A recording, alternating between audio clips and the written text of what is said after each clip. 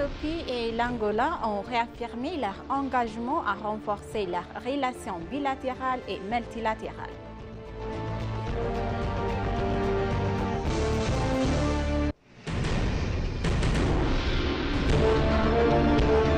Le Premier ministre Abiy Ahmed s'est entretenu hier avec des professionnels des médias du secteur public et privé.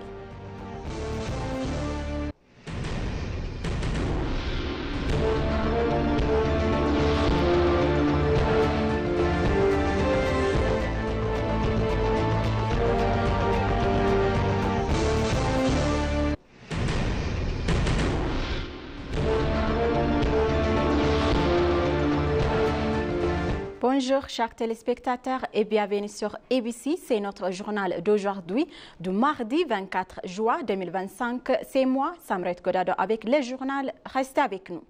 L'Éthiopie participe au sommet États-Unis-Afrique qui a officiellement débuté hier matin à Luanda, en Angola. Une délégation éthiopienne de haut niveau, conduite par le président Haïlé Selassie, est arrivée dimanche à Luanda pour le sommet des affaires. À son arrivée à Luanda, la délégation a été chaleureusement accueillie par de hauts responsables du gouvernement angolais. Le sommet États-Unis-Afrique de cette année est unique, d'autant plus qu'il se tient à peu près et après que les États-Unis ont réorienté leur politique à l'égard du continent axé sur l'investissement et le commerce. Le sommet, très attendu à réunir plus de 1500 délégués dans les deux régions africaines, des ministères, de hauts responsables gouvernementaux américains et africains, ainsi que de chefs d'entreprise. Organisé par le Corporate Council of Africa en collaboration avec le gouvernement angolais, le sommet abordera les opportunités de développement, des échanges commerciaux, d'investissement et des relations commerciales entre les États-Unis et l'Afrique.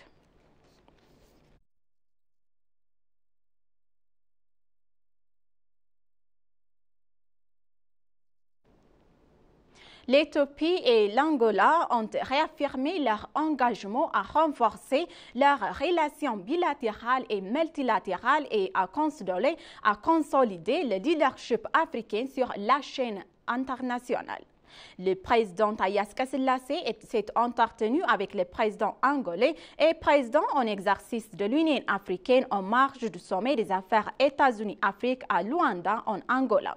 Les deux dirigeants ont discuté de domaines dans lesquels ils pourraient élargir et renforcer leurs relations bilatérales et multilatérales, a déclaré Zariun Abebe, directeur général des affaires africaines au ministère des Affaires étrangères. Les deux dirigeants ont souligné l'importance de renforcer leurs liens par les baies de structures institutionnelles et ont convenu de dynamiser immédiatement le comité ministériel conjoint président créé, a-t-il précisé. L'ambassadeur Zariun a souligné que les deux parties avaient convenu de changer leur ministère et de rendre ce comité rapidement opérationnel. Selon l'ambassadeur Zariun, ils ont également discuté des moyens d'améliorer le rôle de l'Afrique sur la scène internationale, notamment en ce qui concerne la réforme du Conseil de sécurité de l'Organisation des Nations Unies.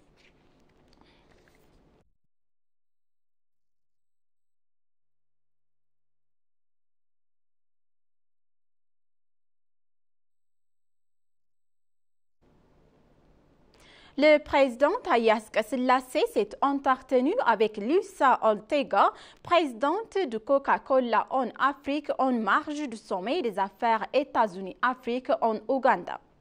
Selon l'ambassadeur Moulay Tarek, directeur général adjoint des affaires européennes et américaines au ministère des Affaires étrangères, la discussion a porté sur les questions clés visant à accroître les investissements de Coca-Cola en Éthiopie. Au cours de l'entretien, le président a salué la contribution de longue date de Coca-Cola au développement économique et à la création d'emplois en Éthiopie depuis 1958.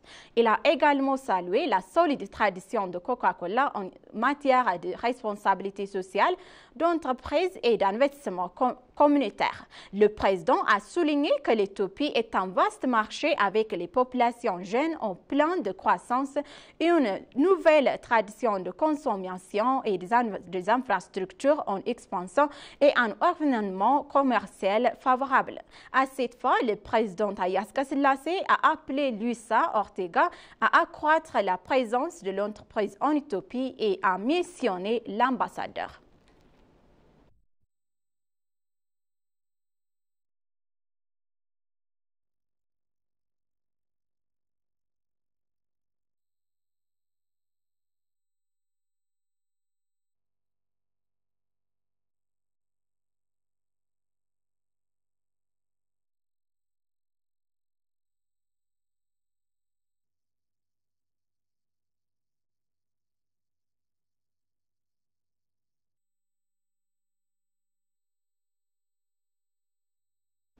Le Premier ministre Abiy Ahmed s'est entretenu avec des professionnels des médias, des secteurs publics et privés afin d'explorer les préoccupations et les défis spécifiques à ce secteur. Les médias jouent un rôle essentiel dans le développement de l'Éthiopie en informant le public, en favorisant le dialogue et en soutenant le progrès national. Le Premier ministre Abiy Ahmed a publié sur sa page de réseaux sociaux la dernière réunion du Premier ministre Abiy Ahmed a réuni des professionnels des médias, des secteurs publics et privés afin d'explorer les préoccupations et les défis spécifiques à ces secteurs. Les médias jouent un rôle essentiel dans le développement de l'Éthiopie en informant le public, en favorisant le dialogue et en soutenant le progrès national, a-t-il souligné.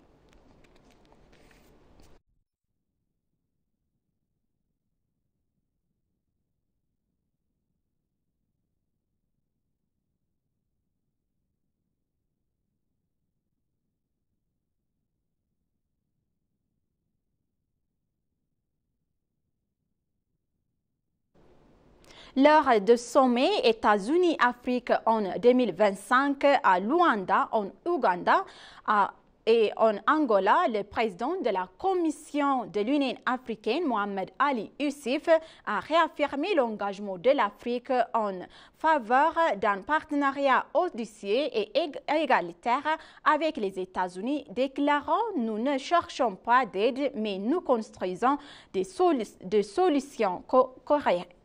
Et il a souligné qu'avec 1,3 milliard d'habitants, des ressources abondantes et un essor et de l'innovation de l'Afrique est prête à croître une croissance transformation. Il a également souligné que des secteurs stratégiques tels que l'industrie manufacturière, le numérique, l'énergie et l'agro-industrie sont ouverts aux investissements américains. Il a conclu en disant « Ce sommet ne doit pas être un simple sommet, mais un appel à l'action », a-t-il déclaré. Ensemble, marchons sur le chemin de la prospérité avec l'unité, la détermination et l'agenda 2063 comme guide.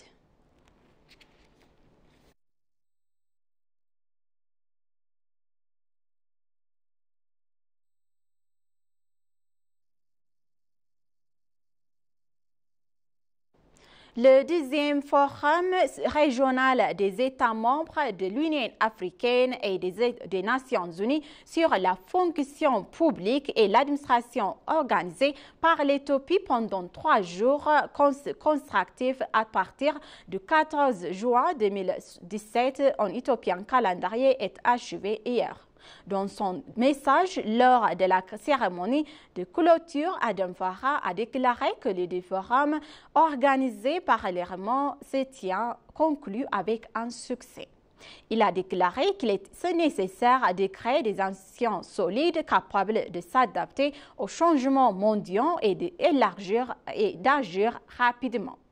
Il a également souligné que le développement des compétences de leadership et des capacités de collaboration entre les partenariats et les partenaires de services est crucial pour les transformations nationales.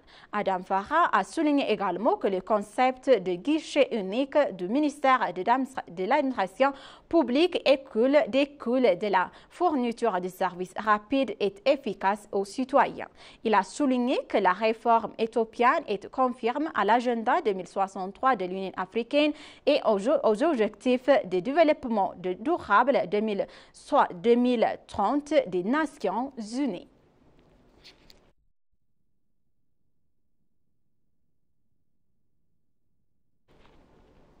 Le ministère de la Santé a annoncé que la conférence internationale sur l'innovation et la qualité en santé organisée en Éthiopie se tiendra à Addis Ababa à partir du mercredi prochain pour commémorer la victoire d'Adwa. La conférence se tiendra jusqu'à 20 juin 2017 en éthiopien calendrier et a été organisée par le ministère de la Santé en collaboration avec l'Organisation mondiale de la santé. Le ministère a expliqué l'objectif et le contenu de la conférence lors d'une conférence de presse à l'intention des professionnels des médias. Selon Nissardine Nursoban, coordinateur de la qualité des services de santé au ministère de la Santé, la conférence a porté sur l'innovation en santé, la qualité et la sécurité des patients et les illégalités des services et l'accès universel aux services de santé en Éthiopie. Il a ajouté que la conférence comprendra des expositions présentant le travail innovant de l'Éthiopie dans le secteur de la santé, des chercheurs et des recherches, des études, des discussions visant à renforcer la coopération et d'autres événements.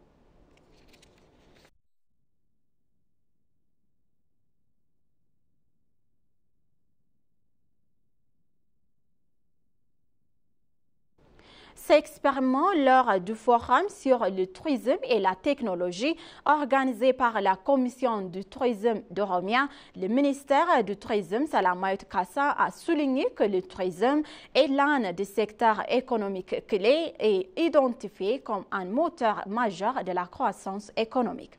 Malgré la richesse du patrimoine naturel, historique et culturel de l'Éthiopie, la contribution économique du secteur reste limitée, a-t-elle ajouté. Cependant, Salamawit Kassa a noté qu'à la suite de cette réforme, le gouvernement a pris des mesures stratégiques sur revitaliser les secteurs, notamment le développement de nouvelles destinations, les réhabilitations de sites existants et la modernisation des services touristiques. En outre, Salamawit Kassa a souligné qu'il restait encore beaucoup à faire pour exploiter pleinement la vaste potentiel touristique du pays. Le commissaire adjoint de la Commission du tourisme d'Oromia, Nega Wadajo, a expliqué que les efforts visant à promouvoir les atouts touristiques de la région se poursuivent à ce forum s'inscrivant dans une campagne promotionnelle plus vaste.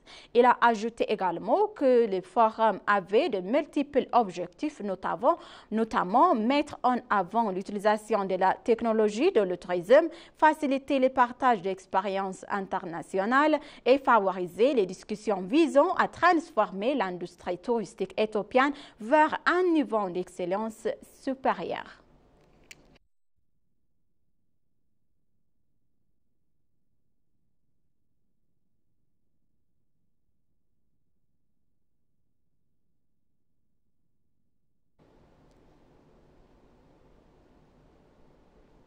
Chers téléspectateurs, maintenant je vous rappelle les titres principaux. L'Éthiopie et l'Angola ont réaffirmé leur engagement à renforcer leurs relations bilatérales et multilatérales.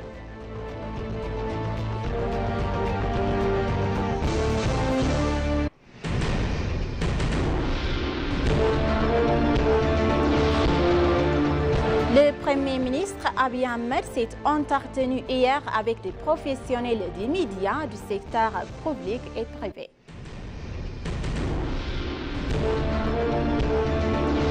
Merci, chers téléspectateurs, d'avoir resté avec nous jusqu'à la fin de notre journal d'aujourd'hui. C'était moi, Samre Godado. Avec le journal, je vous souhaite une bonne journée.